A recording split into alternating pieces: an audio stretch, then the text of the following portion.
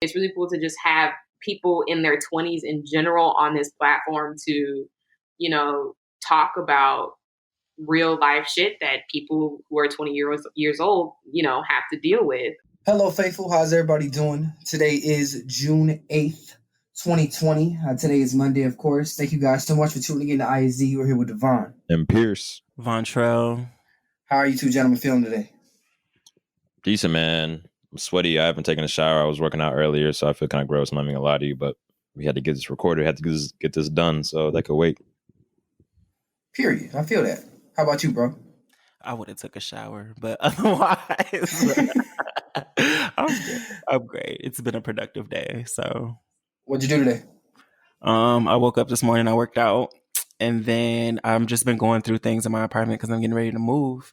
And I had this box in my house that I just haven't opened all year, but I finally opened. So I've been going through those things, and they're all things from high school. And I was a tad bit naive. So, what's in there? Been fun. I found a journal. I found some old books, some old assignments. I just been reading a journal because it's quite interesting to see how my train of thought was when I was 18.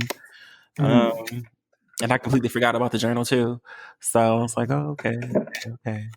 But other than that, it's been productive. I'm excited for my new place. So, have you got a tour yet with the virus and everything, or no? I mean, I kind of already know what it looks like. My granny used to stay there back in the day. And I don't think much about it is different. I don't feel anything about it is different. So, but niggas got a bedroom now. We moving up. We are moving up. Now, you talked about your journal. Have you bought a new journal since you lost that previous one? No. Only because journaling takes like a lot of time. And the other one I had, that was like when I had moved into my first apartment with my friend Darius. And that one, again, I was naive. I was wanting someone that was unavailable, and it's just like the focus has completely changed. And then the one that I just found when I was 18, I was so eager and thirsty and ambitious and ready to get the fuck done. I had a 2-year plan up until I was 21, and then I had a 4-year plan up until I was 25.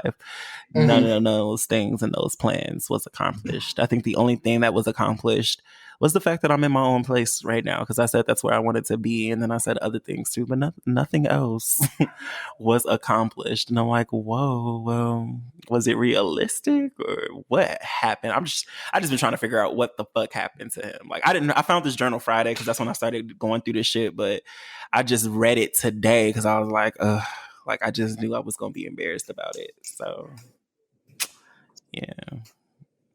Have you noticed any significant amounts of growth?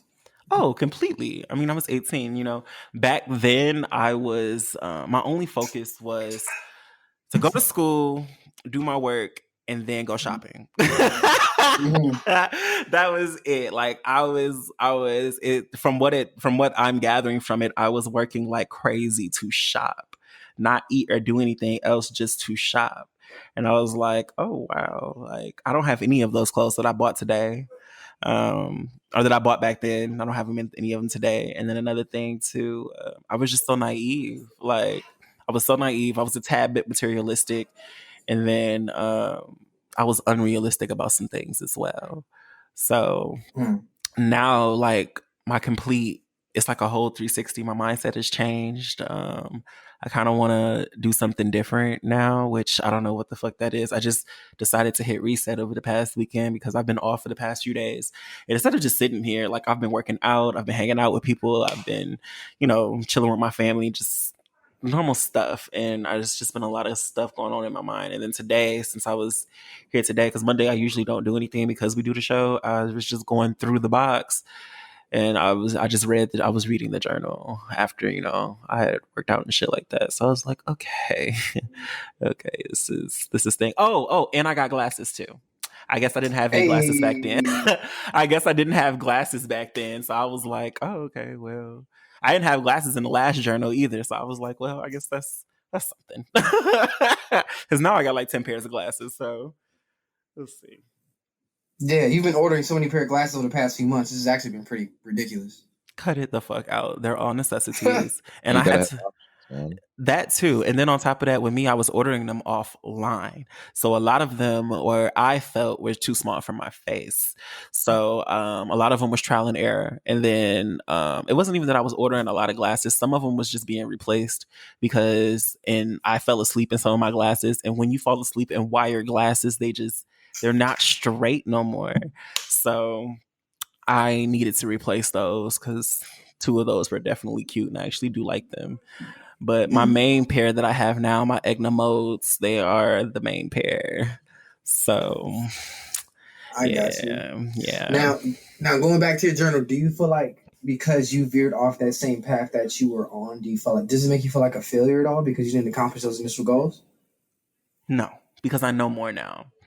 And now that I know more, it's anything that I want to do moving forward is more attainable, it's more reachable. Back then I was just my focus was to get out of, Lake County and then to live abroad. And I was like, how was you planning to do that, sir? Like for one, you need a money to do that. And for two, I don't know where I was gonna go because I'd never been anywhere. I don't even have a passport to travel abroad. So I was like, okay. Like I said, I was just really naive and nothing was attainable. Like nothing was attainable. Like and then the last day that I wrote in that journal was the day that I left to go to college. And yeah, that whole it's just embarrassing to look at it. I'm glad that I have growth. I'm glad that I have changed a lot. I won't even say I was materialistic. I was just so focused on I don't even know what's the word to say, being a look, because that's the best way to describe it. I was just so focused on being a look that it seemed like nothing else mattered to me at the time. So now I do feel like I have more substance as a person. It's more to me than just being a look, and I'm not trying to be a look anymore. And then back then too, it seemed like I was seeking approval from others. And I was like, oof, I'm glad we grew out of that really quickly. Because I was like, I don't know who what's crazy is I kept saying that I needed this, I needed to do this, I needed to do this, but I don't know who it was for because everything that I was saying I needed to do was not for me. It had nothing to pertain to what I wanted to do. And it just sounded like I was doing something that I didn't want to do. And I was like, I don't like that at all. So I am glad that I see that type of growth because I don't know who the fuck I was living for now back then, but I'm living for me now. So that's fun. Oh, and then I did find the gay list too of all the things that I wanted to do as a gay man. That's been consistent. I was like, oh, okay. I didn't even know I made a list back then. I thought that was something I just came up with like a year or two ago. You always had it inside of you. Right. Yeah, I was like, oh wow, okay. Well, I could check one or two things off now. So we'll see. Well, do you want to share what that list consisted of? That list consisted of me playing in makeup, getting my nails done. I wanted to try a weave. And then it was another thing in there too, saying I wanted to learn how to walk in heels. I don't know why I wanted to learn how to walk in heels. I don't want to do that anymore, clearly. But that was another thing too. And I think the whole point of that at that time, that's when I was, my parents used to tell me like I used to walk like I just don't have a care. I don't have any purpose. And I guess my walk has been a work in progress over the fucking years because now it is fucking sickening. But back then I never used to walk like how I walk now. So I was like, okay, I guess that's another thing too. Because now whenever I am walking, motherfuckers will stop working to watch me walk to work. And I don't understand that. It's kind of annoying, but that's neither here nor there. The point is it has purpose now. So I was like, okay, I guess that's another area of growth. And then as far as me doing everything that I said I wanted to do, some of those things I still can do, like run a business, travel abroad. Clearly I didn't graduate school and I don't plan on going back to school because it just wasn't for me personally. And then on top of that, when I was in school, I was paying so much money and working too many jobs to stay in school. And I was like, oh my gosh, like I can't. I had like 4 jobs my freshman year in college. Yeah, I was working at Forever 21, Aldo, Walmart, and Wendy's. So when what was the scheduling even like? So I had classes 3 days out the week, and then those classes were all morning classes, and then I had another class in the middle of the night. So my second, and it was like 3 classes a day. So my second class would get out at 12, and from there, because the school was next to the mall, I would go to work at Forever until like 6. And then I would come back from my night class. And then the next day that I would be off that morning, because I would open and get off at like 1 at Aldo. I'd work Aldo in the morning. And then I would go to Forever. And then after that, I'd be at Walmart for the night. And then the next day I'd had classes. And then those days, like, it just switched. So instead of me going to Forever, I'd go to Aldo after that, and then after Aldo, I would work Wendy's at the night, because no day was none of the jobs were consistent. The only one that was probably consistent was Walmart, because that was the overnight job, but it was so tiring. And I think I had like maybe 1 day off a week, and on that 1 day off a week, all I was doing was shopping.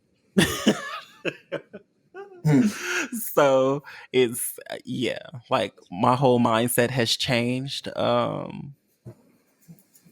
Now I just want to be happy. Like, I just want to do things that makes me feel good. I want to explore, what's left of the world.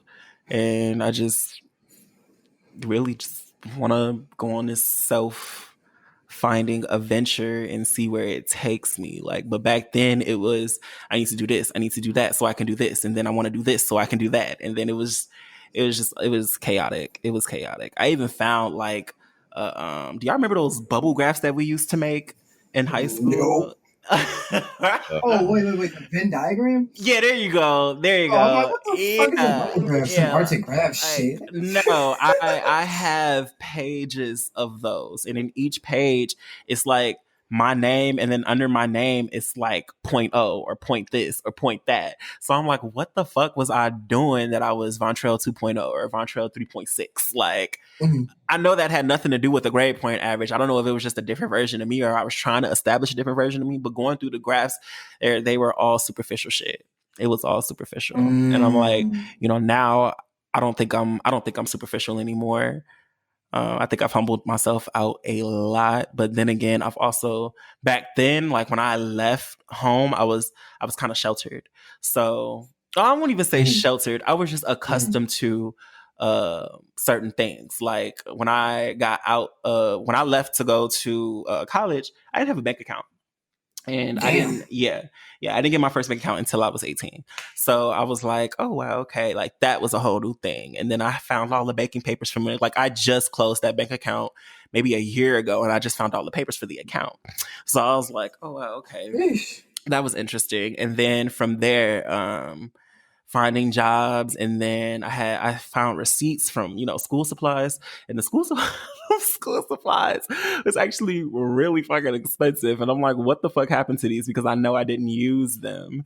So it's interesting to see how I was when I was 18, and then it's like, damn, I kind of remember how I was when I was 18, but like actually seeing the documentation and everything that I was going through is like wild.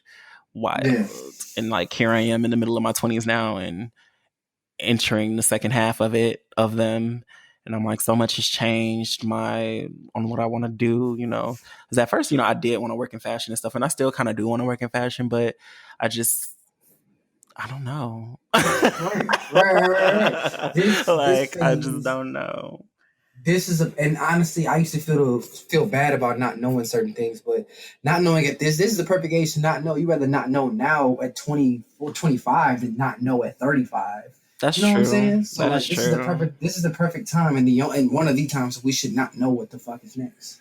That's true. But It's yeah, time to figure all that shit out. You ain't got no kids. You're not married to nobody. And then that's what I told myself with it too, because initially when I started reading it this morning, but it was depressing me. So I was like, nah, I'm just finna work out and shit like that, because I cleaned up my house and shit on like Thursday, and then I just, I've been doing other things. So I was like, okay, well, let me just find something to stay busy. So I ended up working out, and I was just like, okay. And then I took a shower and stuff, and I greased my scalp. And I was going to do my hair, but I was like, fuck it, let me just start reading this journal, because I know eventually I'm going to read it. So I'm like, let me just start reading it. And I started reading it. And, like, it's just, I wish I could talk to my younger self. Yeah. And just let him know, like, it's not what you thought it was going to be at all. And then on top of that, I should have did more research on the school that I went to. So because I was so thirsty to leave, I went to the first school that accepted me, and I stopped there.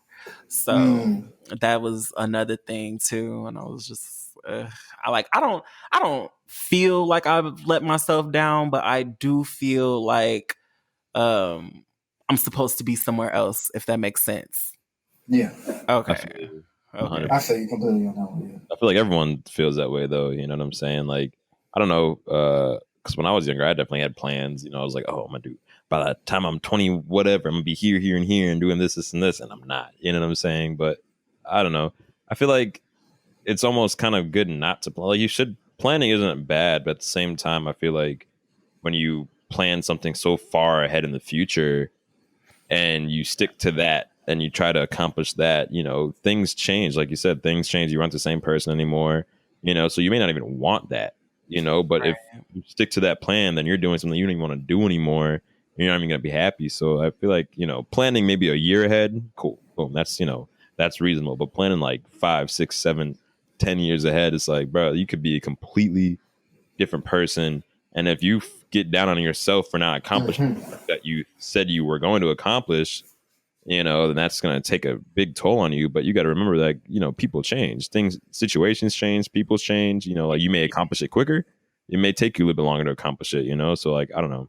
I feel like planning's good, but to a certain extent, because I had on the paper, it says, this is me at 25. I'm supposed to be living in New York. I'm supposed to be 2 years into my career because I graduated 2 years ago. I'm assuming I would have graduated 2 years ago. Traveling with a great group of friends, Sex in the City style. I don't even know why that was written there, but apparently I wanted some friends of that nature. And then also taking the time out to focus on a love life, which is so fucking funny to me because that's nothing but a joke. That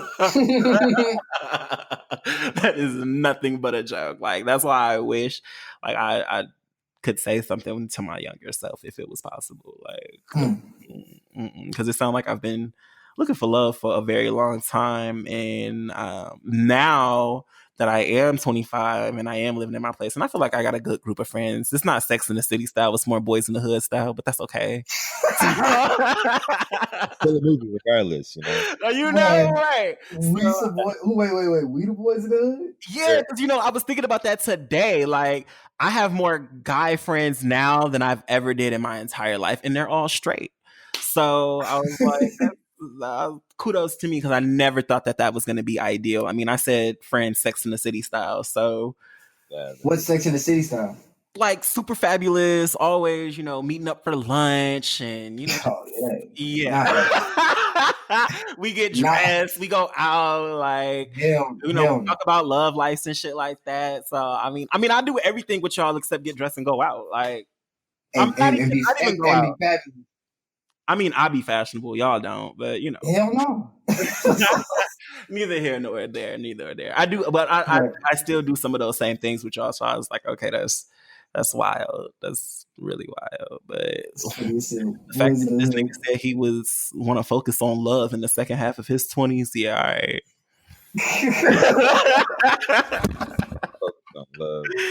Love. That's one thing for me, bro. Like, I feel like a lot of people like look for it, and then I feel like when you do that, it never, either you settle or you jump into something so quick because you're so thirsty for it, you know, that you end up choosing the wrong person. I would imagine, you know, the love and the relationships that kind of form organically or kind of happen out of nowhere are better than the ones where someone's been looking for somebody. You know what I'm saying?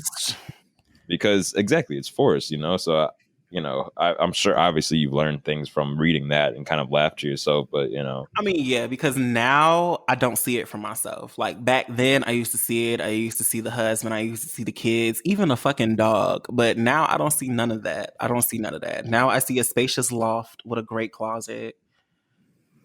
yeah, things change. Oh, yeah. Change, you know, situations change. It's crazy.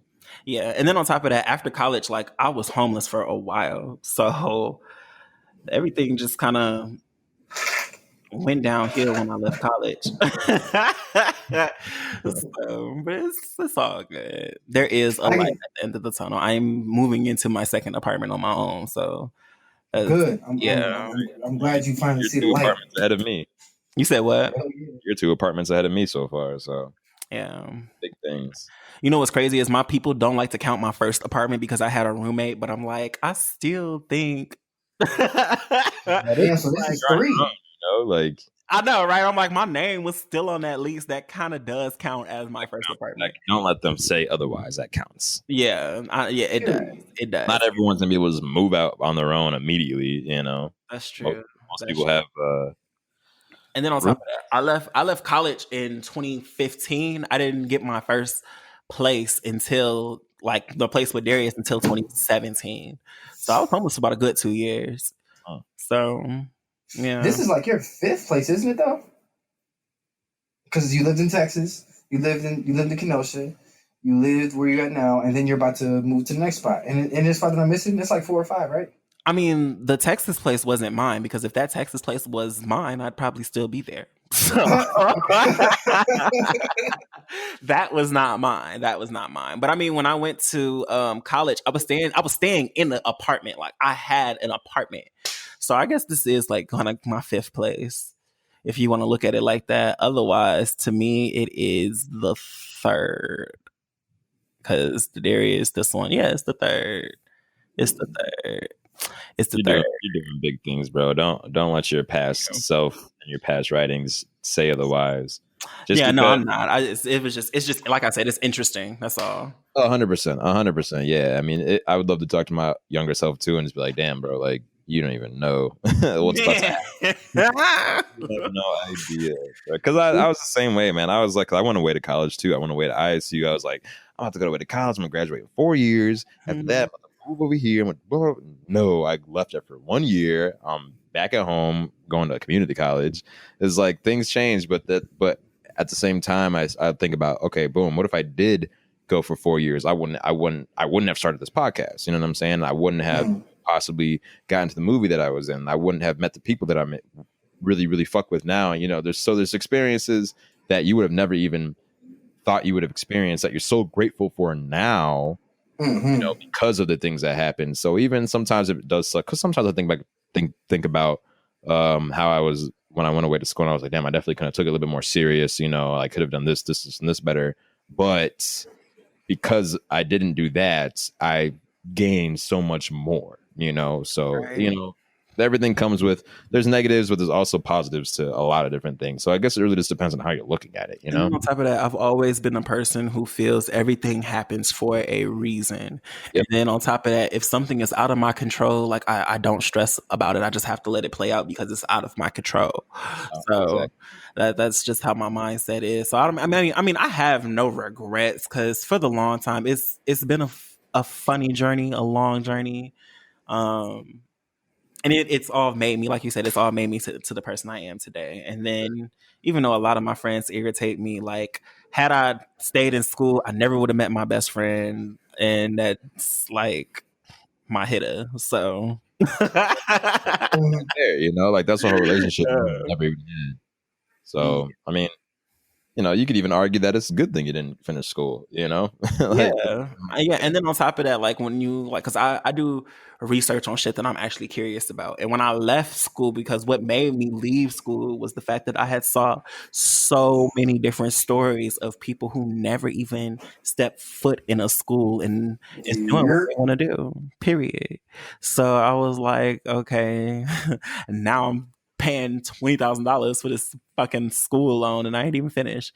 And that's like the only thing that's like that sucks is this fucking school loan. Oh my gosh. I hate school loans. Everybody hates school.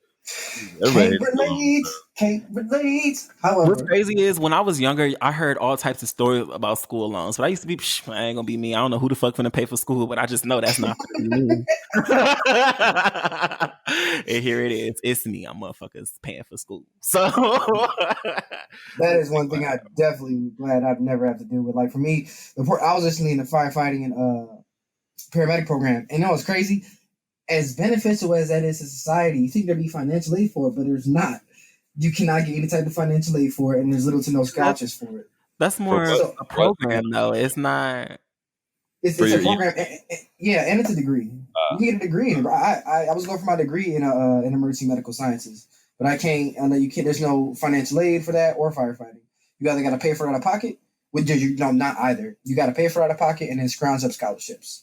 So on top of paying for the class at COC, if you want the degree for the prereqs, you also got to go pay for paramedic school. And there's only one scholarship offer for that. But even with that, if you don't get it, I still had to come off my people still had to come off 3.5 G's. But really, if you count in, I had to go to clinical, so all that gas. I was never home at all. So all that food I spent. Probably... Your ass was miserable, bro. I'm not even gonna lie, bro. I was sad as fuck. I was miserable, bro. Yeah, I was like, damn, do you even want to do that? Like the center is your first and only job? No, he's for the place. You had a Hobby Lobby. Hobo, nigga. Hobo. Oh. I knew it had an H-O in it. That's all I knew. Yeah, Hobby Lobby. Nah, Hobo. Even before my first job was a lifeguard at Zion. Oh, true. Yeah, had that. I had to quit because my grades were slipping. My parents made me quit. But and then I started teaching swim lessons again, and then I taught at and then I worked at a summer pool, shallow pool, got fired. Worked at another pool in Kenosha, got fired, and then I worked at Hobo, and then I work where I currently work now. So yeah. But yeah, paramedic school. I ain't gonna lie, bro. I was miserable. I was sad as fuck because I didn't get a chance to work as an EMT because, and my story is different from you guys because, granted, I wasn't mature at the time and certain things didn't click, and I'm not always going to be perfect, but, and again, I'm not blaming my parents for this. I have excellent parents, but they were the kind of person to be like, you know what, you're not going to do this right now. You're not ready. And I let them talk me off taking that leap. Versus had I wish I would have took that leap, I think I was 19 when I would have got the ambulance job. So yeah, at 19 years old, I wish I would have took it because that'd be the first big decision I made without my parents. Now I'm in my 20s making big decisions without my parents, and it's more difficult because now that I'm older, I understand fear of consequence more. I understood it back then, but I wasn't thinking as much as I think now. So I would have just been like, fuck it. When we're younger, we're a lot more reckless, a lot more impulsive. There isn't much thought process that goes into anything. We're just doing shit. It's all trial and error. So facts, but I wish I would have tried and had error instead of just falling short at that and not actually going through and doing it. So that happened. So I didn't get the experience as working in an ambulance, and that's why paramedic school sucked. And then on top of that, it was just like, damn, like I was barely sleeping. I don't think I had a girlfriend no, I definitely have a girlfriend at the time, and I was working a full-time job. So I was doing 40 hours a week, 40 hours a week. And then on weekends, I would do clinicals all day. And they were in 4-hour increments. So I would start at like 11 a.m., leave the hospital 11 p.m. on Saturday. Go Sunday, do the same thing. And then maybe have Monday off or get off earlier on Mondays. Go to class. Class was Monday and Wednesdays. Or was it Monday through Friday? Like 6 to 10 p.m. So I had class at night, and I had over 330 hours doing an ambulance, which it took me over a year to finish those hours, and then 360 hours in a hospital in all different areas of the hospital. So I was never home. I wasn't going to the gym. I wasn't getting no pussy during that time. I was getting fat. I was eating a lot, and I was working all the time. So yeah, Pierce, she was right. That shit was miserable. Now that I really look back at it, bro, I was terrible. I don't even think I hung out with you that much. No, we really didn't kick it at all, and I mean we did. It was just constant bitching.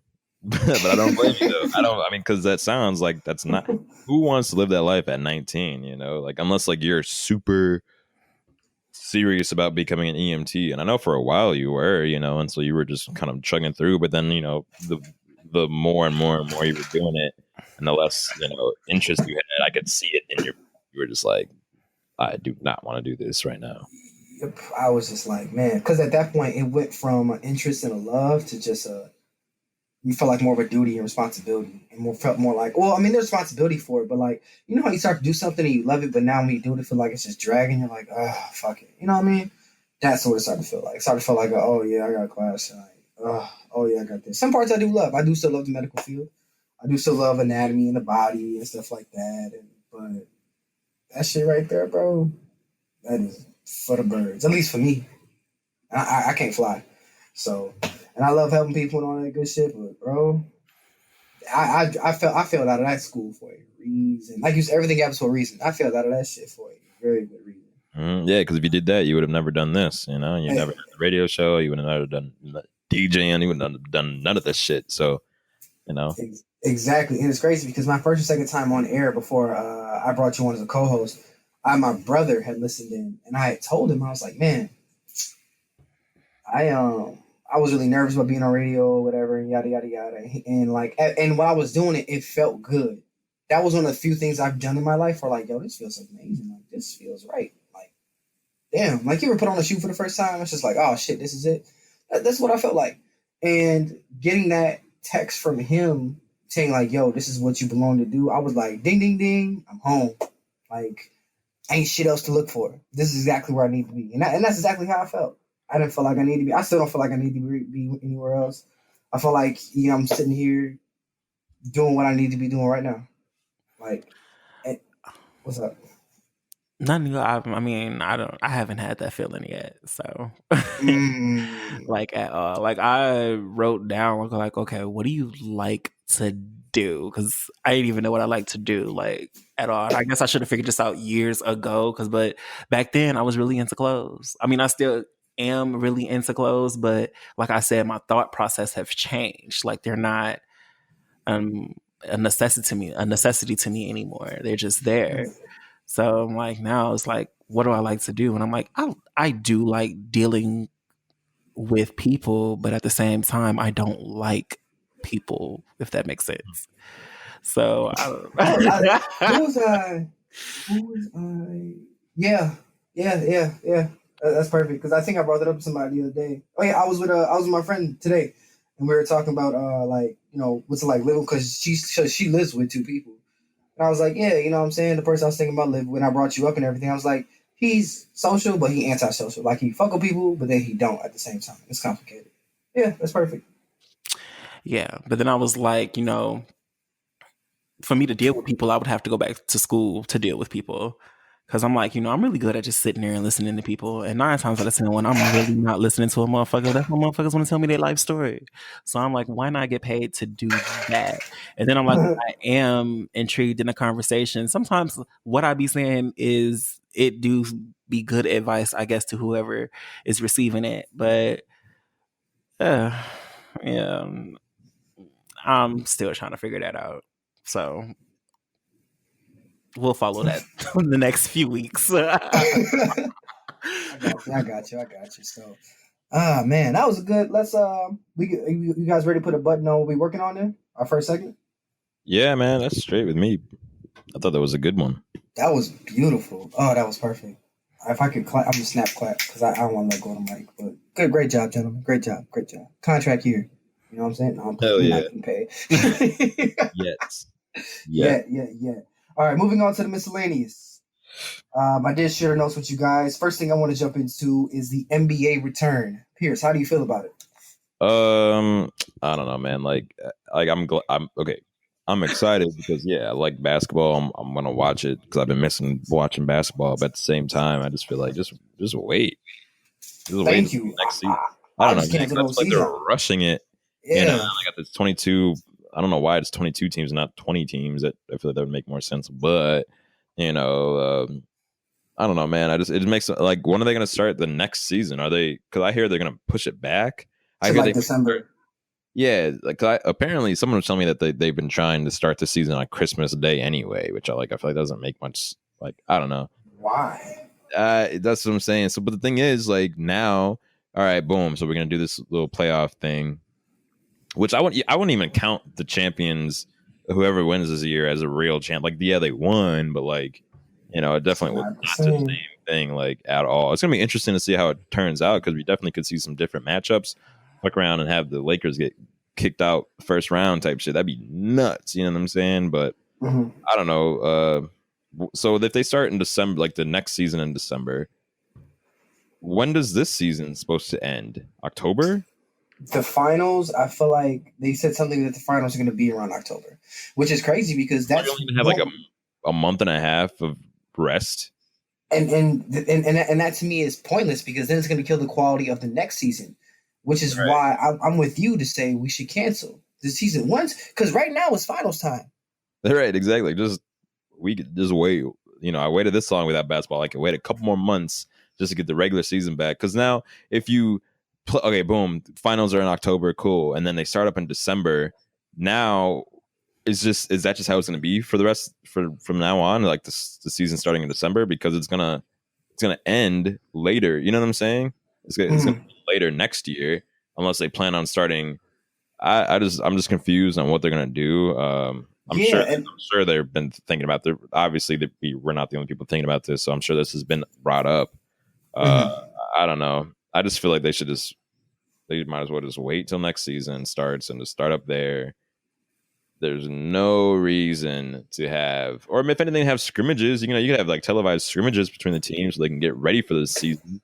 Yeah. You know, like there's no point, because even if whoever wins, like I said, everyone's gonna be like, well, I mean, yeah, they're champions, but like not really. You know, like it's not their regular season format. It's just, I don't even know. They're just trying to get something going to get some money, to not miss out on money they've been missing out on. Maybe, I really have no idea, but like I feel like this is just kind of like, this makes no sense to me personally. It doesn't make sense to me either. I personally feel like, again, this is rushed, and it has to be money oriented, because again, as a player, you have pride, right? You competitive, you want to finish the season. I know this is happening because this season was crazy competitive. I was so geeked for these playoffs. Like, this is supposed to be one of the best. Vontrell, I know you don't keep up with hoops like that, but this is supposed to be one of the best playoffs we've had in years, and it was gonna be. The East was stronger, the West was stronger. It was gonna be stupid. So sad the end of it, man. It was super dope. Oh my goodness. I mean, I'm sure it'll be decent now, but like, you know, I'm sorry for cutting you off. Yeah, I don't know. I'm obviously, if you're an NBA player, I hope you've been working out throughout the quarantine, but you know, still, like, you haven't been playing basketball. You know, like maybe you have a couple pickup games here and there, but it's not the same shit. So they're probably gonna be. Imagine if, all right, they have this, you know, this little tournament, and then like major stars get injured or something because they haven't played competitive basketball in months.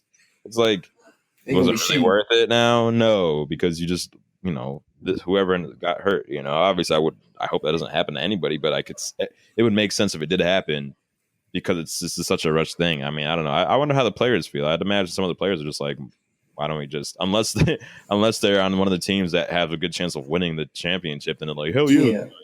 But everyone else, like Damian Lillard, is like, no, I'm not gonna fucking, like, if there's no clear path for us to get to the playoffs, there's no point in exactly. Like, just and possibly getting hurt. Yeah, if anything, just start the playoffs off. Take the standings of where the teams are at, and then boom, playoffs immediately. But they're having this 8-game play-in, so they could possibly have, because they probably want to try to get Zion in the playoffs to make it a whole thing. But they're like but they're like 3.5 games back from Memphis.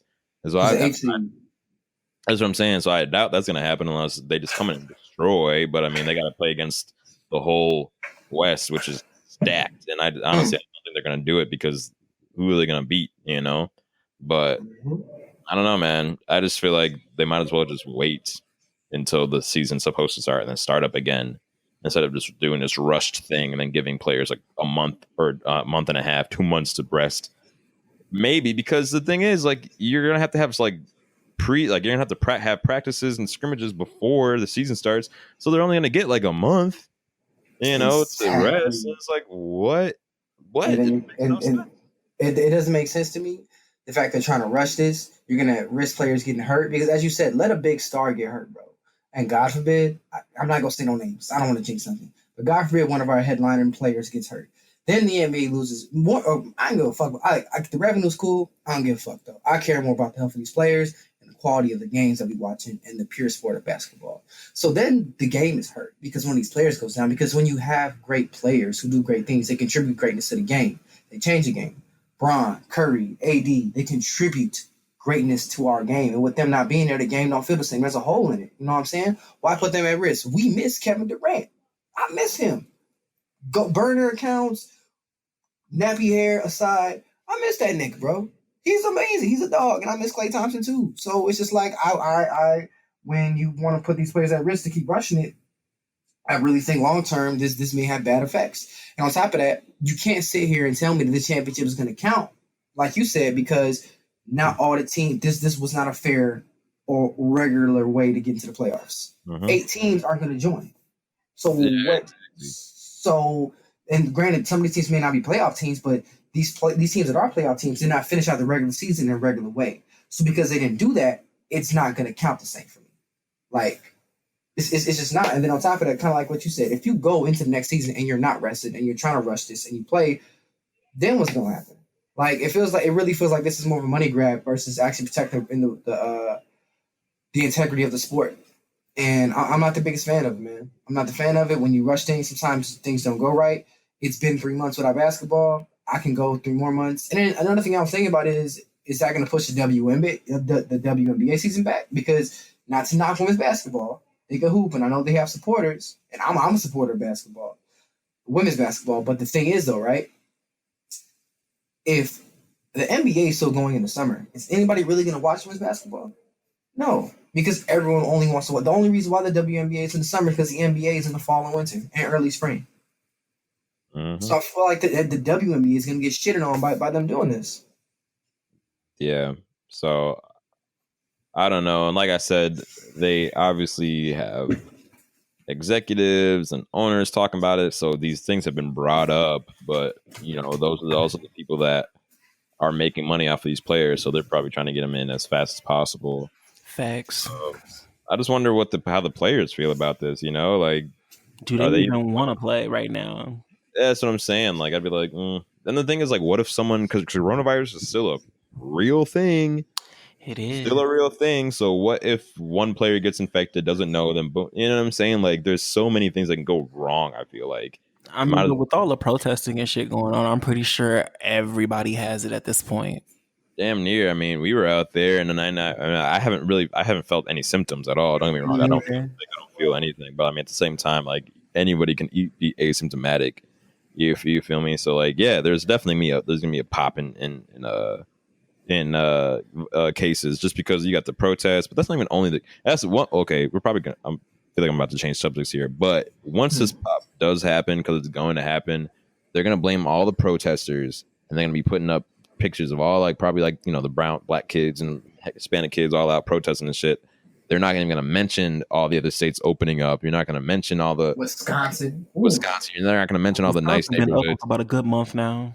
Exactly. Yeah. There's all these, so it's going to be all the protests. They're going to make it seem like it's the protesters' fault, which is bullshit. I mean, obviously they're making it seem like that now. I know, bro. Man, I fucking hate the media, bro. They make I've been telling people like, yo, do not trust the media when it comes to these protests because they are making it seem like the protesters are horrible people and shit like that. Like, don't trust. For the most part, it's been peaceful. For the very large part, it's been peaceful. There's only a couple bad apples out there, just like the cops. There's only a couple of them bad out there, like. So I mean, it's fucking bullshit. But yeah, bro. So I just think that they should just dead the season, like just give up on it. You know what I'm saying? Like, just it's over, done. Like, stop trying to make it happen and just wait till the next season, bring everyone back healthy, and then just start again. Let's start again. Like, everyone's thirsty for a playoffs. Like, come on, like, just I don't know. It just doesn't it makes no sense to me at all. I completely agree because I know if I'm a player, I'm not finna credit this shit at all. That's what I'm saying. Unless you win, the only people that are gonna credit these wins is the team who won and the fans. You're gonna be like, well, I still fucking won. Like, all right, whatever. But you like, come on, So if I was a player, I'd be like, I'd rather just wait. Like what's the point of putting everyone's health at risk because you guys want to make more money off of us? Like, come on, just that. And also, if there's another plus on top of that, at this rate, I don't think there'll be any fans, will there? No, there isn't gonna be any fans. They're gonna play in Orlando. It's gonna be without fans. This feels. Why can't the fans come? Because of the Coronavirus. Mm-hmm. Yeah. I feel like that's pretty much a moot point at this. Like, just let them people come in. I mean, yeah, but like, I don't know. Still, people are still gonna gather in crowds to stand outside the stadium. That's true. You're not gonna be able to stop them. Yeah, and if bars and shit are open, people are gonna go to the bars to watch the games. So, well, wait, isn't this gonna be like Disney World or something like that? It is gonna be a Disney World. Yeah, so but Disney World's closed. They probably won't let. They probably won't let people into like Disney World got a basketball court. Oh yeah, that's where they hold. That's where they hold the summer league. Disney World they have like a whole like world of sports thing. They got baseball fields. They got all types of shit over there, He man. said fields. Holy shit. Yes, multiple. Like, bro, Disney World is huge, bro. It's not like Disneyland because Disneyland's like confined in the space. Disney World can keep expanding, so Disney World's fucking huge, bro. That is ludicrous. I wish I had that kind of money. Walt Disney money? Yeah. that I'm dead but still making money. Yeah. That nigga's gonna be making money to the end of time. Yeah, that shit is ridiculous. So they can house it and all that stuff. That's fine, but again, I'm just not a fan of it. I don't think they should do it. But anyway, put a button on that. Are you ready to move on? Yeah, man. Of course. Let's keep the conversation rolling, man. How do we feel about the Minneapolis Police Department disbanding? That to me is I'm mixed about it, right? Because that could be an entire corrupted police department. That shit is crazy. I understand the move because what the fuck? But at the same time, you're gonna have. I was listening to a J. Cole song today, High for Hours, and it's like, what's the point of giving people power if you know what they're gonna do? So I hope that this community ran system is gonna do the right things, because sometimes these people who want power, sometimes no matter who you are, no matter what you say, your intentions could be good. Once you get that position of power, it could be different. Now, if it's community held, it's in multiple hands, maybe it could be different. But I'm just kind of anxious to see what exactly is gonna happen with the community running things. Is that what they're doing? They're going to be like a community watch thing? Is that? Yeah, they are. But my thing is, how's that going to shape out? Right. Who are you gonna have to come in? I feel that gives them rule. That gives the government rule to implement martial law and to keep martial law over there. If y'all don't have police and stuff over there, what's gonna happen? Thank you, because because when there actually is a bad guy, because bad guys do exist, and they start doing bad shit, and you need the cops to show up to get rid of these bad people, what are you gonna do? I don't know. I was reading up on this earlier, but this has been done in other places, like similarly. It says in the city of Austin, Texas, 911 calls are answered by operators who then inquire whether the caller needs police, fire, or mental health services. So they don't just immediately throw the police out there, because a lot of police officers aren't really trained to deal with mental health issues. You know what I'm saying? And I think I read somewhere it was like 50% or something like that of deaths caused by police are with people that have mental health issues, because they probably just don't know how to handle it and don't really understand that, oh, you know, this person's not approaching me to hurt me. This person is whatever. Like that one person they shot. Remember, I think it was a couple years ago. They shot like an autistic guy or something like that. But yeah, they shot. Yeah, I remember that because the lady was trying to talk to him and they wouldn't let her talk to him. Right, and it's like, and they clearly handle that situation horribly, you know. But if you had someone that had a mental health specialist, or at least would train the police in these things. I mean, personally, I think the police need to be trained way longer, like a year, 2 years at least. There's no reason why be more requirements to be a police officer. Yes, there should be degree requirements. You know what I'm saying? And then on top of that, they need a placement test, just like how some of these jobs have us take placement tests to see if we are personable enough. They need the same thing. Y'all need to weed out these racist people. Y'all need to weed out these people who are just power hungry. Like, they need a placement test. Because a lot of them are just that, power hungry. Mm-hmm. I mean, I can imagine a lot of people coming straight from high school, may have been bullied in high school or whatever. So they're like, all right, I'm about to become a cop now. I'm in charge type shit. I mean, you see it all the time. So, I mean, I feel like disbanding the police and all that stuff, I get it. And I understand the idea behind it.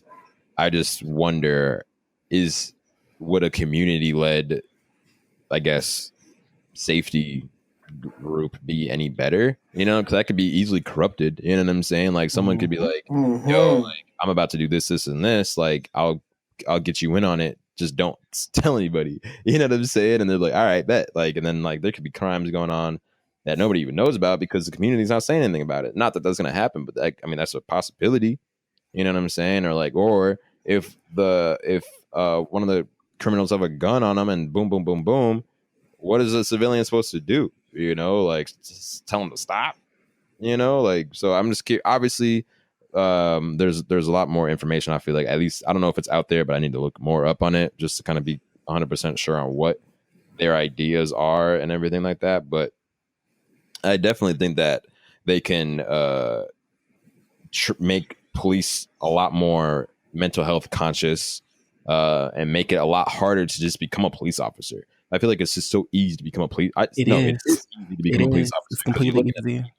Look at the people that are becoming police officers. I mean, look at you see some of these overweight, fat as fuck police officers. You think they're running after? No, the first thing they're gonna do is like, damn, I can't catch them. All right, what do I have to stop? Because I know if I was on some bullshit, I could outrun some cops. I feel like I can outrun some cops, bro. These cops are 35. Outrun cops. I mean, because at the end of the day, you just got to be don't be the slowest one at the end of the day. You know what I'm saying? So like, a lot of people can outrun cops. So I mean, there has to be so many requirements. There's being a police officer should be something that people take pride in, not just because I'm a cop, but actually because it's hard to become one. You know what I'm saying? Like nurses, it's fucking hard to become a fucking nurse. And expensive. Very fucking expensive. Like, but I mean, when they go through all of that, they have these attitudes of like, oh yeah, I went through this and woo out the band. Like, and there's nothing wrong with that because they do go through a lot to get them fucking degrees, and especially when we're going through this pandemic or not, they're the ones who's been suffering the most. Like, they still got to get up and go to work. They still have to maintain life and shit. Mm-hmm. And you could tell that they love what they're doing, and they're doing it because they love it. Because why would you go through all those years and years of training to do something you hate?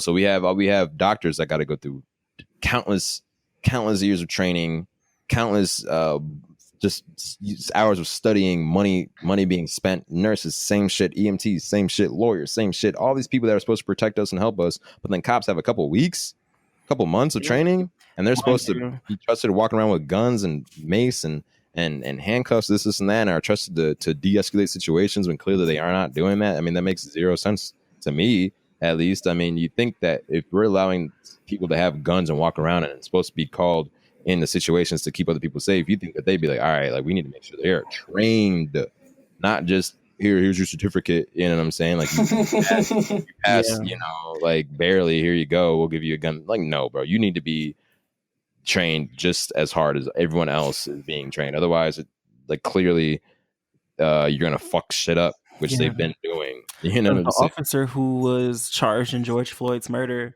had a criminal record, including 7 convictions before being hired. Right. You should have never been allowed to hold a badge, period. Exactly. Because felons can't even go and get a fucking job at a fucking Wendy's, let alone become an officer. Some states, felons can't even get guns, bro. Exactly. So how are you able to become?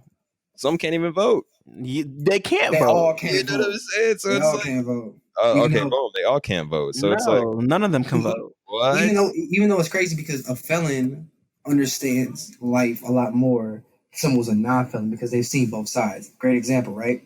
big motherfucking shout out to the family, Campbell's Barbershop. Okay?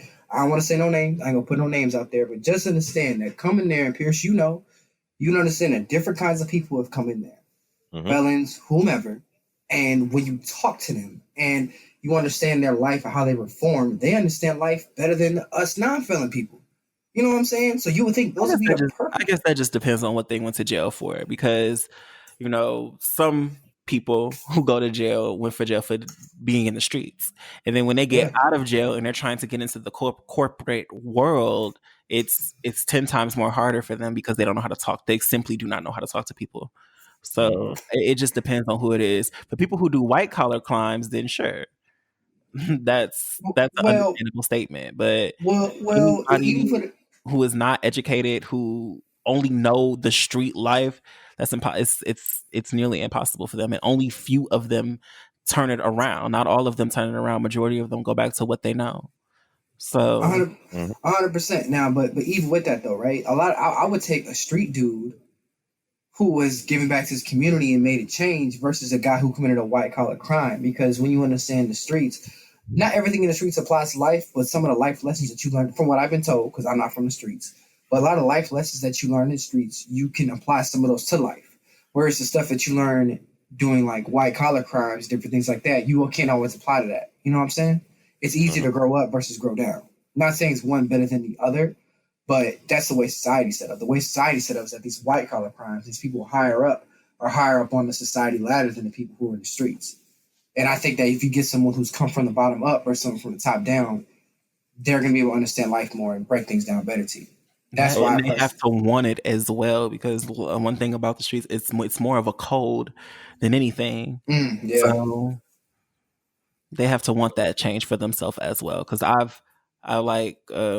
my dad completely turned it around. He owns his own business, a trucking business for delivering off legal drugs now, which is hilarious. It just depends on what you just how bad you want to change. And then on top of that, motherfuckers not giving you a seat at the table, so you got to make one. And my dad definitely made one. So I actually got something to say that relates to that, but real quick, I was just looking up the requirements of becoming a police officer. So I'm looking and it says get a high school diploma or GED, bachelor's degree is optional. Make sure you meet the minimum requirements, which is being at least 18 or 21 years old, citizen of the United States, blah, blah, blah, blah. Clean criminal record, though some police departments will overlook minor offenses, clearly not. Apply. You have to make an application and write an essay and a personal history statement, which we'll use in a background investigation. Complete the physical qualifier, which is you must perform as many sit-ups as you can, then run a 300-meter sprint, then do as many push-ups as you can, then run 1.5 miles. You have to meet the minimum requirements for that. Complete a physical examination, undergo a background investigation, take a psychological evaluation, and then when the real training starts, you go to the academy and it says, after being conditionally hired, you'll head to the academy for several weeks of training. You'll also undergo physical training and multiple fitness tests. You'll need to successfully graduate from the academy to gain full-time employment. So when you really minus all the running around and shit you got to do, when you actually get trained, you're only getting trained for several weeks. That's it. So several weeks of training. Any fit individual can get to that level. Yeah. And then you're gonna give me several weeks of training, and then you're gonna be like, all right, here's your gun, here's your badge, here's your cuffs, here's your mace, here's your this, here's your that. We trust you. What? Crazy, man. Crazy. But what I was gonna say about it's a choice is, did any of you guys see that Jay-Z interview of why he won't invest into the projects? Yes. Yeah, and that kind of goes into right with what you were saying. It's a choice, and he was saying like the projects were originally made just for lower income families to boom. All right, here's somewhere we can stay for the time being, get a better job, make more money, and then leave, and then pursue a better life. But a lot of people don't do that. Nope. Because and it's a choice of whether you want to better yourself or not. So he's like, investing into these apartments and these projects would only make them better, which would then make people less likely to leave those apartments and those projects, because they're getting everything they need, or at least they feel they're getting everything they need. So it is a choice in a sense to want to better yourself, and not everyone wants to do that. And sometimes it's hard to do that. I mean, we were just talking about how for felons and stuff, it's damn near impossible to get any type of good job, unless you're finding, some places do hire felons, give them second chances. And at the end of the day, most people that have a felony on the record aren't bad people. Nope. I mean, people make mistakes. You know what I'm saying? Like sometimes, you're in a bad situation and you need to make a quick buck, and someone's like, yo, like you can do this, this, and this, and you'll make however much money. You're like, all right, I'm just gonna do this one time, and then one time you get caught, and now you're in prison for 10 years type shit. It's like, damn, like. And then one thing that I've learned recently with everything that's been going on, they get paid for filling up those prisons. And however long you stay there, they get paid for however long that inmate is there. So even though you got arrested for something petty, like, I don't know, fucking shoplifting from Kmart, you're going to sit there for 10 years because, for one, they get a big ass check from you for you being in jail. That's why they put so many people in jail for petty offenses. That's why damn near everything we do now is fucking illegal. Like a homeless person sleeping on a bench, which I didn't know. A homeless person sleeping on the bench is public indecency. They're going to jail. It's like, where are they supposed to go? Exactly. Exactly.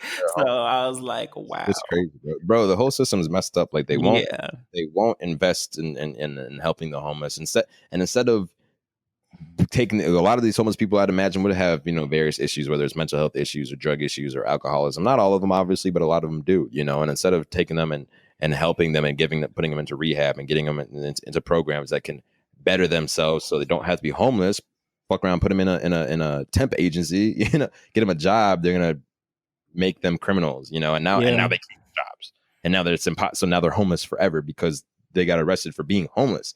Makes no sense. Makes absolutely no sense at all. No sense. It's ridiculous, bro. I feel like a lot of times, I not even like I feel like I know, but I'm not gonna say I do because I'm not 100%. But I mean, there's plenty of for-profit prisons out there, so they're gonna get whoever they can on whatever they can, so that whoever owns those prisons. Majority of them in America are for-profit, which is ridiculous. Because why would you want to make more of your citizens prisoners? Because it's like, population control. It's just crazy, bro. Like, and then that's what it is. The whole thing with these people who are quote unquote in charge, the gatekeepers or whatever, it's all population control. They want this perfect dictated utopia, but it's hard to do that when you have so many people rebellion, and then on top of that, everybody is repopulating it. On top of that, quicker than quick, motherfuckers it's probably about to be like over 100,000 kids born at the end of the year because of the fucking this coronavirus probably got mad people pregnant. Yes, because they motherfuckers just been sitting in the house. I mean, what else they gotta do? That, I'd imagine there's probably gonna be a lot of like divorces once this is all said and done. A lot of breakups because the courts are just opening up, all that shit. A lot of probably domestic violence cases that are gonna be having issues with. I mean, and honestly, I feel bad for the people that are in situations like that, especially children. Yeah, where the only escape they had was going to school or going practice with for the team or whatever. Now they're at home with whether it's a mom or dad that are or both. Oh, geez, that'd be horrible. Like, can you imagine how terrifying that would be every day? Yeah, I mean, did you see that story about the 6-year-old who was locked up in a shed because his grandmother didn't like him at all?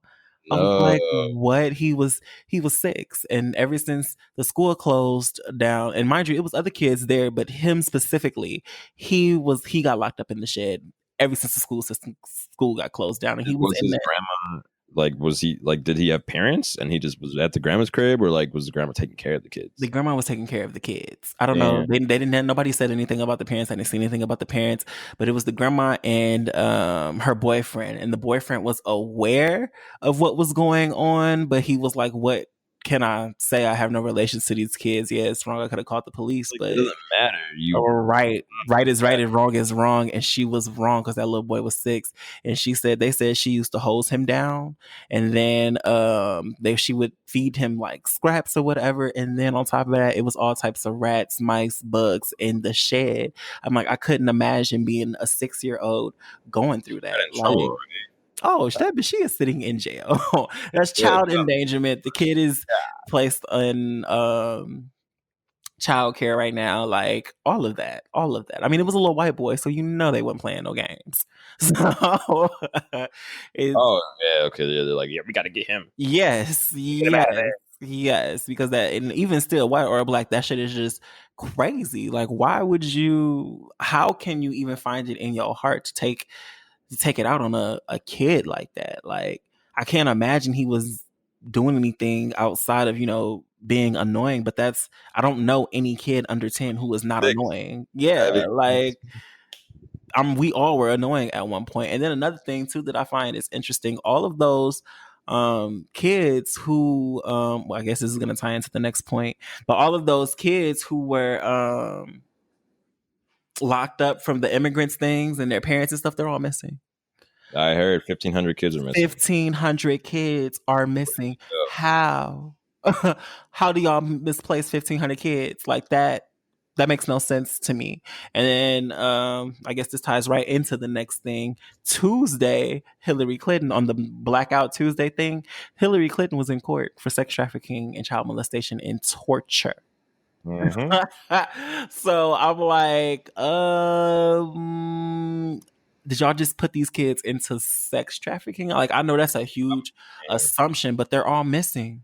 And I don't like, it's so much money in a body, like, which is crazy to me, but it's so much money into a body. And I was like, oh my gosh, like that's so scary. I couldn't imagine being taken away from my parents and then being forced into, child labor or sex trafficking or something like that. Like it's crazy. That's absolutely crazy. And my heart goes out to all of those parents who do not know where their kids are, who will never see their kids again, and who will never know the truth about what happened to their child. Like, that's no way to live, and that's inhuman. Like, that's not even. I hope they take her down. I hope they take her down. Been growing for a minute, bro. Like when it came to the election, I didn't want either one of them. Like everyone's like, I mean, obviously, I guess she would have been the better option of the two, but I'm like, yo, she's just as grimy as Donald, as any of these other politicians. Like that, bro. It pisses me off when like people make it seem like the Democrats are like the saviors. Like both sides are trash, bro. Yes, they lie constantly. They just tell you what you want to hear so they can get the votes. And then, I mean, because our lives, I feel like haven't really changed much, Republican or Democrat in office. You know what I'm saying? Like we're still living life. I mean, but like Jay-Z said, we govern ourselves. So, I mean, unless you're really following into it and you're one of those people that hangs on to every single word with someone, then I guess those are the people that they're targeting and everything. But in my opinion, majority of everybody is a liberal. I mean, everybody believes what they want to believe. Everybody has their own way of life through their own eyes. Like none of us is experiencing the same thing. Like even though we sit and we do the podcast, when we get off the podcast, you have a completely different outlook on life than Devonn. And I know I definitely have one different than everybody. So it's like no one has experienced the world the same. Like we're all witnessing the same shit, but we're all experiencing it different, if that makes sense. 100%. Yeah. 100%. Man, the world is a crazy, depressing place sometimes. Yes, and it's so dark, and then it's like, I be sitting here trying to stay positive, and I love laughter, and I be looking for ways to make myself laugh, but I'm like, how can I be looking for a way to make myself laugh when it's so much going on? Like,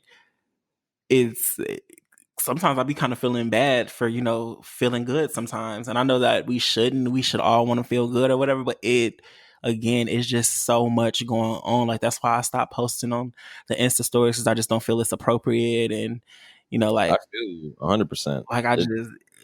Like I did comment on what's going on and everything like that, so I do have the freedom to do it, but it just doesn't feel right, if that makes sense. Like it doesn't feel like the time anymore. It doesn't. I mean, yeah, and you're right. Like having a great time is obviously everyone wants to have a good ass time, but then you sit there like and think about, damn, like there's so many other people that are suffering right now, and I'm just living it up, doing whatever, and it's just like, should I? Like, I don't know, man. I mean, I feel like you can't blame yourself, No, which I I definitely don't don't. do. No. You know what I'm saying? And that shouldn't stop you from enjoying life. I mean, obviously, but I don't know. But what do you do? You know what I'm saying? Like, what can you do to make it better? You know, there's obviously things you could donate to some organizations. You could, you know, get in a career that can possibly help, but I just don't know what I could do to help a lot of these things that are happening right now. You know, I mean, you can spread awareness, which is good. That You know, too. I spread mean, awareness signing petitions, going like you on. said, donating, protesting. Like I feel like we've done everything. Is just now is just what else can we do? Like it sucks when you're just at a loss and you've participated in everything, you've done everything, like you've done your research and everything, but we still sit here like what can we do? Like, because you know everything that's going on right now, it's been going on for centuries, and it's finally taking a toll on everyone. Like, you know, I do think it's dope that all 50 states and 18 other countries was protesting for Black lives, but at the same time, I don't see nothing done. Like, yeah, y'all arrested these people, but how are y'all gonna change this? How are y'all gonna prevent this? And like before I got on the show, I had saw something on the internet where they was like, oh, they have a reform bill for officers that's gonna hold them to the full extent. A reform bill that y'all created that got us here in the first place. Like, Yeah, man. I don't know. I don't trust it. Personally, I think when it comes to police officers, they're supposed to. I would hope they know the law. They're supposed to enforce the law and make sure people aren't breaking the law. And when they break laws, I really think that they should have 2 times the sentence that a regular civilian would get. Because when they do it, they know they're breaking it, and their job is to make sure people aren't breaking it. So I don't understand why these cops are getting lesser sentences for the same shit. You know what I'm saying? Like, I mean, I get why they're doing it, why they get lesser sentences, because it's bullshit, and that's just how the system's set up. And you know, you got to protect your own or whatever that fucking shit is. But like, come on, it makes no sense. Like, and at least that would hopefully deter some police officers from doing crimes. I mean, it's still going to happen. I mean, it's going to happen regardless, even with all these reforms, even with all the bills being passed, even with all the cops fucking taking knees and shit. And then 30 minutes later, you know, tear gassing everybody. I mean, like, this stuff's still going to happen. There has to be major change. I mean, and I'm glad that the protests are still going on. I'm glad that people are still making their voices heard. I'm glad that all this stuff is still happening and not just stopping because, you know, one officer or 2 officers got arrested. Because we can't not. This is the thing. Back in the civil rights movement, all of those, like the sit-ins and the bus protests and all that, the public transportation all that lasted so long. It wasn't just a month or 2. That lasted 382 days. I literally just saw that. I literally just saw that. It's happened for over a year. That's until they can get changed. So I really hope that, you know, and I don't consistent. Like, that's what you need to be. That's what you need. And the thing is, they were costing other people money, and when you cost other people money, things change quick. Period. When you make it personal, things change quick. So that's why we need to make it personal for the politicians. We need to make it personal for the people that are in power. We need to make them scared. We need to let them know that, bro, we have the numbers, this and that. We're not going to stop until you make change. You know, because like I said before, they can easily just sit back and wait for us to get tired. You know what I'm saying? Because it's happened before. We've protested That's before. really what they're doing right now, is waiting for us to get tired.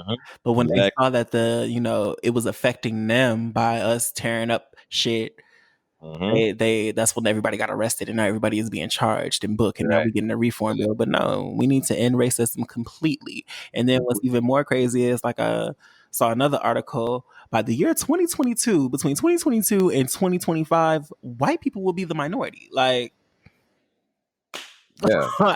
ain't no shaking us, ain't no outrunning us, ain't no none of that. Like, it's too many of us, and now it's turning out to be more of us than it is of you. So what you finna do? You either finna join them, or you finna. I don't think y'all gonna win the battle in the long run. I don't think that this battle is gonna be won in the long run with them, because there's so many of us. So, and the thing is, like, it's not just like, I think Terry Crews said this, but I really don't. But when he said like black, like it would lead to black supremacy. Black supremacy, yeah. And the thing is, I get what he was saying. I really do, because I personally don't want any race to be above another. You know what I'm saying? We should all look at each other as an equal, which we don't right now, which is the problem, which is why we are doing what we're doing. You know what I'm saying? But I don't think anything's going to change if whether it's black people that are now the superior race, or Hispanics are now the superior race, or Asians are now superior race. Because when you feel superior than another human being, that's when things start going wrong. That's when you start treating people differently. Because motherfuckers be like, who the fuck do you think you are? Exactly. Yeah. So I just don't want it to get to, I don't want us to turn into the oppressors. I don't want us to turn into the people that we're fighting against right now, because I could see that happening. I could see that happening with any race who feels superior. You know what I'm saying? So the goal shouldn't be for any one race to be like, okay, now we're on top. It's like, no, like we should all of us should be on top. All of us should know what it is to be. The human race is superior, not the white race or the black race or the Hispanic race. And I'm not saying that all lives matter. They do, but right now there's obviously certain lives that are being jeopardized and oppressed that matter a little bit more right now. I'm just saying that the goal shouldn't be to, now we should take the white people houses and we should oppress them. We should do this. No. That's the whole purpose of what the fuck we're doing. We're trying to get equality for everybody. So then let's make sure that we get equality for everybody. The goal shouldn't be to be superior. It should never be that at all. Because clearly it doesn't fucking work. Doesn't matter what color you are. You know what I'm saying? Yeah. So I get I understand what he was saying. I understand what he was saying too. But my thing is with Mr. Cruz, I'm not saying he's, any less black than me or you, but he do seek approval from the white people. And that's clear in his agenda, if that makes sense. I'm not saying that he's pushing that or anything like that, but you're commenting on people calling you a coon or you're not black enough and this, that, and the next. People only comment on what they see. And if that's what they're getting from you, then that's what it is. I'm not saying he's a coon or anything, but somebody did say he just seeks the approval of them. And I do feel the same way. I do feel he seeks the approval from them. Or just people like him in general who is denying everything that's going on right now. And then another thing too, since, we're talking about it, we gotta stop fighting each other whether we gay or straight. Like that video that I saw last week, I don't know if you guys saw it, but it was a video and it was like 30 niggas beating up on this trans woman. And it was just, yes, all over a fender bender. And it wasn't even the fender bender part that they was fighting over. They was fighting over the fact that this was that. Yeah. Oh yeah, we know why. We know why. Yes. But I'm saying 30 of y'all though, and to the people around who was just watching that happen, like, shame on y'all. Shame on you. And it's not, we can't say Black Lives Matter, but then we go and beat on the black trans and the black gay people and shit like that, because all of that is, we're oppressing each other and we're not getting nowhere at all. Now people are looking at us like we are the ones with the issue, when really it's people around us. But we do have to take fall in that. We do have to be better. We do need to, allow enough room for everybody, because it's enough room for all of us. And then on top of that, if we stick together and stay strong, motherfuckers is gonna fold quicker than what we think. Period. Yeah, and I've said this to a couple people. I don't know if I've said it on the show, but I think although this protest is for Black Lives Matter and to bring light the injustices that are being done to Black people, to the minorities of America, and just really the people in America in general when it comes to police brutality, because I've seen videos of white people getting fucked up too. Yeah, for bullshit. I think this, although there's a message right now with the Black Lives Matter, I think it's great what's going on. I think that what's happening is going to change. It's going to be a better change for everybody involved. Whether it's going to, and when I say by that, the equality wise. So for the LGBTQ community, I see constant people speaking up for them during these protests as well. Mm-hmm.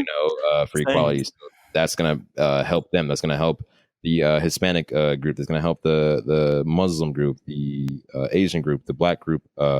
Obviously, it's going to help so many things and make so many people equal and bring to light so much injustices that are being done, not just to Black people, but to people in general in America. You know what I'm saying? So I think this is a great movement that's going on, and I'm glad that when I went to the protests in Chicago, I was extremely. I was really happy to see how many Black people there were out there supporting the movement. Yes. I was also Yeah. extremely happy to see how many white people were out there, how many Hispanic people were out there, how many Asians, how many Muslim, how many It was definitely a diverse crowd. such a diverse crowd, because one, that shows that we're not alone. Two, that shows that people that are seeing these things and they're saying they agree with us just how bad these things are, and it shows that we are the majority. The forgiving and the accepting are the majority, not the racist, not this, not that. Because realistically, if it really was all white people are racist, which it's not obviously, but if it was, you wouldn't have seen a single but like a white fist in the air. Yeah. You wouldn't have seen a single brown fist in the air for the Hispanics. You wouldn't have seen a single fairer toned skin fist in the air for the Asian people. Like, you would have never seen that. It would have just been Black people, which is what it was way back in the day, majority wise. Obviously, there were some white people there and some others there, but back in the day, in the '60s and shit, it was a lot of Black people, and you could see the racism. You know what I'm saying? And now it's still here now, but it's nice to see that it's not as black and white. You know what I'm saying? And now it's the American citizens, especially the younger generation, are taking a stand on, I feel like, the older generation and the old ideals and the shit that they've been trying to push on us, because we realize, no, that's not how it is. Yeah. And I feel like now we're forcing it and we ain't taking no shit. I think that's what it is. Back then, it was like you said, it was different. It was a different time back then. You know, some of them had to take that shit, but now, since now we're so free, or at least we think we're so free, it's more of a like, y'all finna take this shit and we finna stand on it, and that's that. Exactly. So I don't know. I think that we're going towards a great place. I mean, and these things are necessary, and I'm glad that. Yeah, such a long way to go. I mean, even after all these protests are done, I mean, there's still things that need to be fixed. It's not just about the police brutality. It's also about the education. It's also about the housing. It's also about all that other shit. This is just the tip of the iceberg. I mean, there's so much more that's going on that's affecting Black people, Hispanic people. I mean, look at ICE. I mean, they were literally checking IDs going into Chicago, I believe. You know what I'm saying? Like, what? They was. And then they ran into, apartment buildings, and a lot of people was scared or whatever. Because I had to know on my door, like, oh, our apartment might get searched. And if and do they follow these procedures, we'll out the damn just be very cooperative. But I'm like, cooperative for what? Like, y'all barging into people's houses. Of course, people are going to be panicked. Like, makes no sense. But to end on a positive note, what you listening to? What am I listening to? Oh, yesterday I just downloaded this album from the Beach Boys called Animal Sounds. Great album. Or Pet Sounds, Animal Sounds. It's called Pet Sounds. Close enough. Yeah, it's actually really good. I don't even know if you guys would fuck with it, but it's heralded as one of like the best, most influential rock albums of that time from the Beach Boys. But I've been listening to that. I've been listening to a lot of old shit, a lot of like 60s and 70s R&B and soul and stuff, just to get a different taste in my mouth, man. Like, I wasn't really feeling a lot of the hip hop albums that got released this past week. I mean, I think RTJ was pretty cool. Cool. I like that, but everything else is just kind of okay. I've been meaning to listen to that Lady Gaga album, though. I know you've been bumping. I've been bumping the shit out of that. Like, and what's crazy is, I don't know why, but I think it's been like this with like pretty much all the albums except for the Shallow one. Because I even went and I bumped her the country album for like a week or two too. But the Chromatica album, I am fucking with that so hard. Like, I fuck with the message. I fuck that, because I like upbeat music. Anything that's gonna keep me positive, anything that I can stroll to, anything that's making me happy, I love it. Like, I love it. And the message through it was self-love and noticing your feelings and shit, even though I'm not a person who believes in feelings, because I think it's all a mind thing, but it was just all about being in tune with yourself and loving yourself, and I fucks with that hard. Like, and then the tracks that I fuck with the most is probably Alice, Sour Candy. I do like the Replay one, and then my favorite track is probably Babylon, which is so crazy because that name just makes me so uncomfortable, because knowing what the Babylon means and what it stands for and so on and so forth, like, that name is just uncomfortable. Like, I feel like she should have chose a different name of the song, but I get what they're doing, so I was like, okay, whatever. But that it's a great start to finish, and I do like the fact that I can, play it from start to finish, because every time I listen to it from start to finish. And then, you know, if I want to hear certain songs again, you know, of course I'll just replay the songs. And it's probably like maybe 1 or 2 songs that I really don't like. But when I was listening to it today, I'm sitting here singing the songs that I don't like. So I was like, okay, fuck it, I guess I like the whole album. But I have been going back and forth, because like I've only been listening to her, and then when I haven't been listening to her, I've been listening to Future. Like it's like a battle between my straight guy and my gay guy right now. Future? Yeah.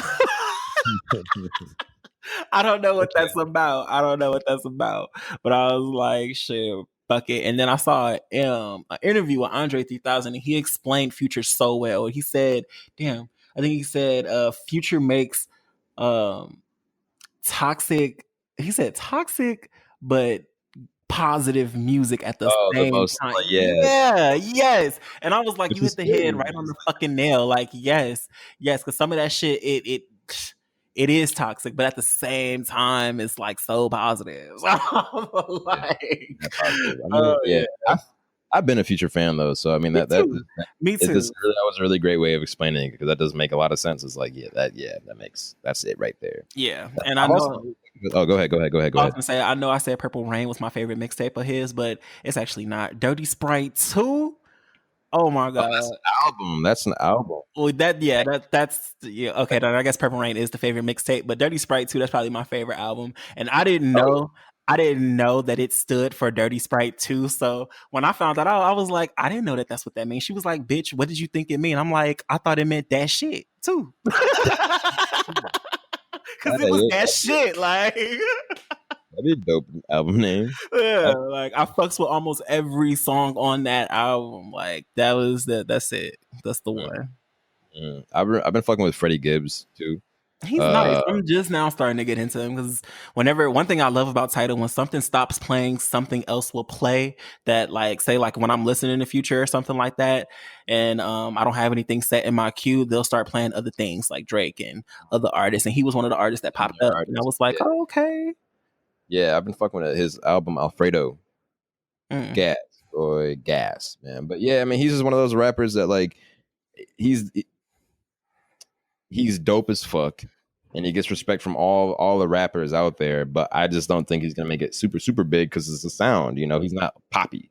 That's the thing. You know what I'm saying? And like to really make it big now, you got to have a pop record, a crossover record. I won't even say a pop record. It's just something that has to cross over. Yeah, and for right now, he hasn't. I don't even know if he's trying to even do. I wouldn't even be surprised. I mean, I feel like there's only so many rappers out there that are really trying to like cross over, you know, because like. But I feel like the ones that really try and cross over are the ones who never really try to cross over, or it never happens for them, because you want it so bad, really. And what's crazy is the records that, you know, most people don't like the most. Those are the ones that are like platinum selling records at all. Because I didn't know Missy Elliott, like for instance, she didn't like Gossip Folks, and that record did amazing. Yeah, A$AP Rocky said that like he did not really fuck with fucking Problems either. That was a hit back in the days. It's just plenty.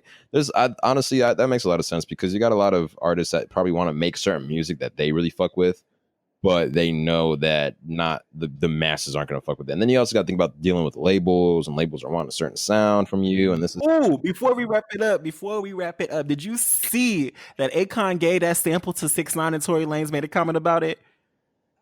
No, I didn't know. I saw Akon make the comment, or I saw Akon and 6ix9ine were working together. I didn't see what Tory Lanez said though. Tory Lanez was like, he gave the Locked Up sample to 6ix9ine and not him. And I was like, you know what? You probably got a point, because one thing about Tory Lanez, I do like the fact that he takes certain songs and remake them. Like, because Spectacular, the dude from Pretty Ricky, he made a comment like, "Oh, you stole our songs and remade them without it." But he was like, "No, I paid for those, sir. Get your shit straight." And I was like, "Period." But I do like the songs. It wasn't like the songs that he was making are bad songs. Like The Take was pretty good. Like that, the one song with the Pretty Ricky sample, I love that song. That's probably like one of my favorite songs off of his last record. Yeah. So I'm like, I was kind of interested to see like what he would have did with that Akon sample, even though I've never heard of him to be locked up. But if he wanted to, you know, Tory Lanez. Yeah, Tory Lanez. And I was like, oh, okay, that's dope. Because I know for a fact, like, I don't think, well, Let me take that back. People are going to listen to 6ix9ine because people are listening to 6ix9ine now. But I know I'm not. That's not going to be something I rush to, and I don't think that was a smart move for Akon because so much. At the day, Go ahead. Akon's not like a street nigga. I mean, I know he was in that shit. I know he got. I mean, obviously he was locked up, this and that. But I don't think he's never claimed to be that. You know what I'm saying? And he's not struggling for money, man. That man is making all types of He's moves. building his own town, right? Or his own city, I believe. Yeah, he's big. He's probably, to him, he's probably just like, what's gonna make me money? He's more money minded than anything. You know what I'm saying? I don't think people look at. I just feel like working with 6ix9ine is like, it's an image thing, because at the end of the day, it's all about image in the industry, and I don't feel that's good. I don't feel that that's good for Akon's image. And if Akon was looking to be relevant, I feel like he could have did plenty of other things other than giving that sample to Akon. It probably would have been something more if he gave it to Tory Lanez, because Tory Lanez is like, at this point, his sample game is crazy. So I would have to give that whole sampling thing to him because that's what he do. So I just don't feel, I didn't see the benefit of it from Kanye's point. Yeah, but I mean, just because it's an old song that's sampled doesn't mean Tory Lanez has rights to it. Like shit, like. I know. He said he wanted to buy those sample rights, but he wouldn't let him. Akon wouldn't let him. So that's what he made a comment on, and I was like, oh, he's upset. It's like you would give it to 6ix9ine, but you wouldn't give it to me, and shit like that. Yeah, maybe 6ix9ine give more money. I don't know. That's facts. That's facts. Even though he in a bogus lace front, that's facts. Yeah, I don't know what that was about. That was I don't know, man. But 6ix9ine, I just feel like he just makes songs for like the little kids nowadays. You know what I'm saying? He's not really making songs for like people. I'm not gonna lie though, that beat to that single that he dropped when he got out of jail, it was stupid. Like the beat, I know. No, this is the thing. Oh my god!